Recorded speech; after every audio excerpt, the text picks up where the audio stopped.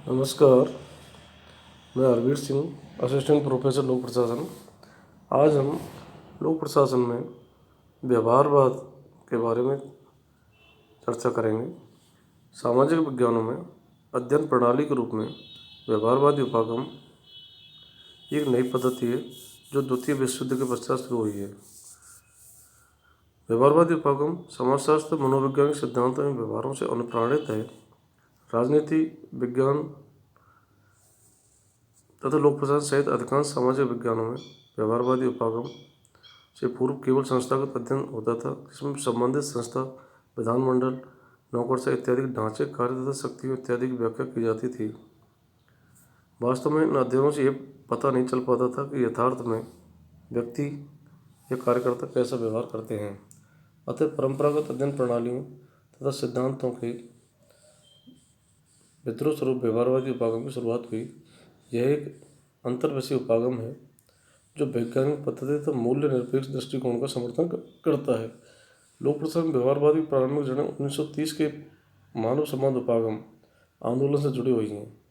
इसके पश्चात Chester Barnard और हर्बर्ट साइमन ने इस उपागम को लोक प्रशासन में प्रयुक्त किया। David Stern, Weidner, Blau, Merton, Sayre, Heady, Stokes, Rex, Robert Presthus, Michael Crozier, Robert Dahl तथा कैटलिन इत्यादि ने व्यवहारवादी उपागम को विकसित करने में योगदान दिया है। यह उपागम प्रशासनिक तथ्यों की व्याख्या और विश्लेषण करने का एक विशेष तरीका है जो संगठनात्मक व्यवहार पर ध्यान केंद्रित करता है। व्यवहारवाद अनुभव आधारित शोध तथा प्रविधियों में निरंतर सुधार की मांग करता है। इस उपागम में मानवीय कल्पनाओं, व्यक्तिगत मूल्यों तथा परंपराओं को दरकिनार किया जाता है तथा वैज्ञानिक ढंग से शोध निष्कर्ष प्राप्त हो सकें। जो लोक प्रशासन में पूर्व प्रवर्तित अध्ययन विधियाँ तथा सिद्धांत भी पूर्णतः वैज्ञानिक नहीं थे, अतः व्यवहारवादी उपागम शीघ्र ही अपना लिया गया। व्यवहारवादी अर्थ के संबंध में वैज्ञानिकों में एक राय नहीं। कतिपय विद्वान ऐसे एक मनोवृत्ति मानते हैं जबकि अन्य ऐसे एक निश्चित विचार, सिद्धांत, कार्यविधि स्वीकार करते हैं। लेकिन अब यह स्वीकारा जा चुका है कि व्यवहारवाद एक वैज्ञानिक पद्धति है, क्योंकि इस पद्धति में अनुभव, व्यवहार तथा मनोवैज्ञानिक अप्रेरणाओं इत्यादि सामाजिक तथा समाजशास्त्र सिद्धांतों का प्रयोग होता है। अतः इसे अनुभववाद का पर्याय भी समझ लिया जाता है। इस संबंध में एम क्यू सेल्वी का मत है कि व्यवहारवाद उपागम प्राकृतिक विज्ञानों से प्रभावित है, जो यह मानता है कि सामाजिक विज्ञानों तथा प्राकृतिक विज्ञानों के नियम एवं सिद्धांत समान हो सकते हैं, जबकि अनुभववाद ऐतिहासिक आधारों, सांस्कृतिक प्रतिमानों तथा वैज्ञानिक तथा व्यक्तिगत अनुभवों को प्राथमिकता देते हैं। लोक प्रशासन व्यवहारवाद की स्थापित करने के क्रम में हर्बर्ट साइमन का नाम अग्रणी है। साइमन ने 1946 में लोक प्रशासन में लोकोक्तियाँ नामक लेख के माध्यम से सफलतापूर्वक निश्चित कर दिया कि लोक प्रशासन में व्यवहारिक स्तर पर कोई सिद्धांत नहीं है, क्योंकि वैसे सिद्धांत बने हुए हैं जैसा यथार्थ में देखने को नहीं मिलता है। इसी प्रकार सन 1947 में साइमन ने अपनी पुस्तक एडमिनिस्ट्रेटिव बिहेवियर में इस विषय वैज्ञानिक स्वरूप देने पर बल दिया, क्योंकि संगठन के औपचारिक तथा व्यवहारिक स्वरूप भिन्न भिन्न प्रकार के होते हैं। व्यवहारवाद में औपचारिक स्वरूप को नकारा नहीं जाता है, बल्कि उसके यथार्थ स्वरूप को पहचानने का प्रयत्न किया जाता है। व्यवहारवादी उपागम के द्वारा प्रशासनिक तंत्र के व्यवहारिक पक्ष को उजागर किया जाता है, क्योंकि प्रशासन के वास्तविक स्वरूप तो कार्यरत कार्मिक तय करते हैं। डेविड स्टीन ने व्यवहारवाद की मूल मान्यता इस प्रकार वर्णित की हैं: नियमितता, सत्यापन, तकनीकी प्रमाणीकरण, मूल्य निरपेक्षता, क्रमबद्धता, विशुद्ध विज्ञान, एकीकरण। इस प्रकार ईस्टर्न का मानना व्यवहारवादी संस्थाओं की नियमित प्रक्रियाओं के सत्यापन को महत्व देता है। इस हेतु विशुद्ध विज्ञान की तकनीक काम में ली जाती हैं।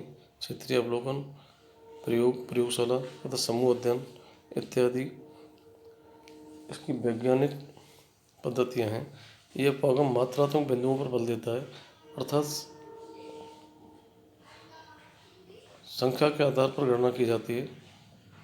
इसी प्रकार एक विषय का दूसरे विषय के साथ समन्वय, एकीकरण तथा सामंजस्य लाना इसकी मान्यताएं हैं। अन्य विशेषताएं या मान्यताएं। व्यवहारवादी उपागम सूक्ष्म अध्ययनों पर बल देता है। व्यवहारवाद में किसी भी संगठन के समस्त अंगों, कार्यों या तंत्रों को स्थूल रूप से समझने के बजाय व्यष्टि अध्ययन पर बल दिया जाता है, अर्थात बड़ी या समष्टि अध्ययन पर गहनता नहीं आ पाती है। जब व्यष्टि अध्ययन में लघुकरण या विशेषीकरण हो जाता है, व्यवहारवादी मानते हैं कि संपूर्ण संगठन के अध्ययन के प्रयास में अध्ययन की प्रासंगिकता समाप्त हो जाती है। प्रशासनिक सिद्धांत बेहतर नियंत्रण, आदेश की एकता, केंद्रीकरण, प्रत्यायोजन तथा पर्यवेक्षण इत्यादि सभी पक्षों का अध्ययन एक साथ करने के बजाय एक एक बिंदु को सूक्ष्मता से जांचना चाहिए।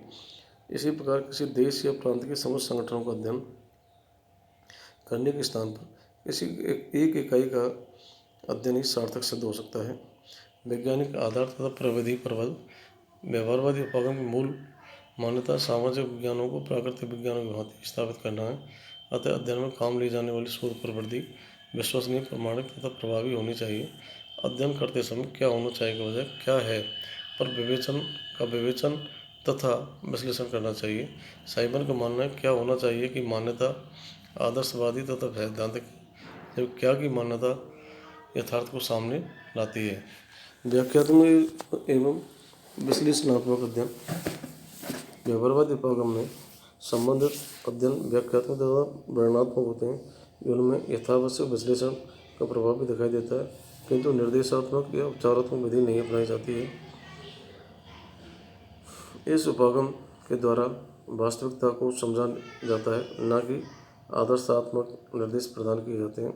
अंतर्विषय दृष्टिकोण। संगठनात्मक व्यवहार को समझने के लिए केवल प्रशासनिक संरचना, नियम, प्रक्रिया, कानून तथा कार्यप्रणाली को जानना ही आवश्यक नहीं है, बल्कि संगठन के सामाजिक परिवेश को समझना भी महत्वपूर्ण है। अतः संदर्भ विशेष की उपादेयता को भी पहचाना जाता है। समाज से संबंधित अन्य विज्ञानों जैसे राजनीति शास्त्र, समाजशास्त्र और मनोविज्ञान इत्यादि को लोक प्रशासन के साथ अंतर्विषयी या अंतर अनुशासनात्मक आधार पर एकीकृत करना इस उपागम की मान्यता है, क्योंकि यह उपागम ज्ञान को कभी भी पूर्ण तथा निरपेक्ष नहीं मानता है। अनुभवमूलक अध्ययन। यह उपागम विज्ञान के सिद्धांत को सामाजिक विज्ञानों में प्रतिपादित करने का हिमायती है। अतः लोक प्रशासन सहित सामाजिक विज्ञानों में अनुभव आधारित तथ्य प्रस्तुत किए जाने चाहिए। अनुभव, निरीक्षण, अवलोकन, संदर्भ सामग्री, ज्ञान, पूर्व की प्रमाणिक घटना तथा यथार्थवादी परिस्थितियाँ इसकी अनुभवमूलक प्रकृति के लिए आवश्यक आधार बनती हैं। व्यवहारवाद की आलोचना की जाती है। ये कुछ आलोचना इस तरह हैं। व्यवहारवादी आंदोलन ने सामाजिक विज्ञान को 2 दशक तक नव प्रेरणा तथा चिंतन का आधार प्रदान किया तथा लोक प्रशासन सहित अधिकांश सामाजिक विज्ञानों में पर्याप्त अनुसंधान भी हुए, किंतु इस उपागम में भी कुछ कमियां तथा सीमाएं भी हैं, जो इस प्रकार हैं। बहुत से वैज्ञानिक सिद्धांत का अध्ययन का उपागम मानने के बजाय केवल एक मनोवृत्ति करार देते हैं, जो एक विशेष सोच से प्रेरित थी।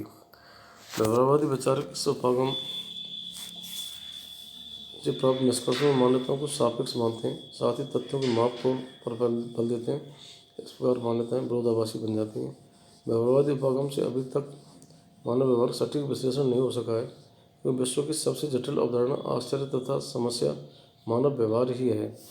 व्यवहारवादी भी मानव व्यवहार की स्पष्ट व्याख्या करने में असमर्थ हैं। नंबर 4, यह उपागम उत्तर आधुनिकता के समर्थकों की भांति जो बीत गया यह स्वीकारने तथा समझने में रुचि नहीं लेता, जबकि वर्तमान तो भूतकाल पर ही खड़ा है। नंबर 5, कुछ विद्वान भी मानते हैं इस उपागम में वैज्ञानिक पद्धति पर अधिक ध्यान केंद्रित करना पड़ता है। ऐसे में पद्धति तथा तकनीक तो शुद्ध या प्रमाणित हो सकते हैं, किंतु अध्ययन के अन्य महत्वपूर्ण घटक छूट जाते हैं। नंबर 6, वस्तुगत प्राकृतिक विज्ञान तथा सामाजिक विज्ञान की प्रकृति में मूलभूत अंतर है। प्राकृतिक विज्ञान निर्जीव वस्तुओं पर प्रयोग कर निष्कर्ष प्राप्त कर सकते हैं, किंतु सामाजिक विज्ञानों में मानव व्यवहार को समझना कठिन है। ऐसे में यह प्रश्न उठता है कि सामाजिक विज्ञानों को प्राकृतिक विज्ञानों का स्वरूप नहीं दिया जा सकता। नंबर 7, व्यवहारवादी उपागम में सूक्ष्म अध्ययन पर बल दिया जाता है, जबकि बृहत स्तरीय अध्ययन तथा समस्या उपेक्षित रहेंगी। अतः यह उपागम भी संकीर्णता से ग्रस्त है। कुछ विद्वानों का कहना है कि व्यवहारवादी उपागम केवल सैद्धांतिक व्याख्या और विश्लेषण करता है, संगठन की समस्याओं को वास्तविक समाधान उस उपागम के पास भी नहीं है, क्योंकि यह केवल कल्पना आधारित अवधारणा धारण करता है। व्यवहारवादी उपागम की कमियों तथा आलोचनाओं के कारण ही सन 1970 में आसपास उत्तर व्यवहारवाद आंदोलन शुरू हुआ।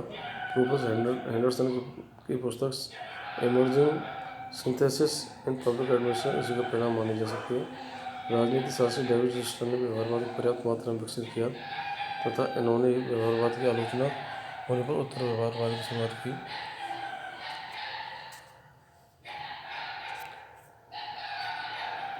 उत्तर व्यवहारवाद में वास्तविकता को समझने, मानव कल्याण को गति देने, पूर्ण मूल्य निरपेक्षता से बचने तथा विचारों की संगतता को महत्व दिया जाता है। अतः कहा जाता है कि परंपरावादी अध्ययन प्रणाली बात थी तो उत्तर व्यवहारवादी आंदोलन प्रतिवाद तथा उत्तर व्यवहारवाद सिंथेसिस या संश्लेषण का पर्याय है। धन्यवाद।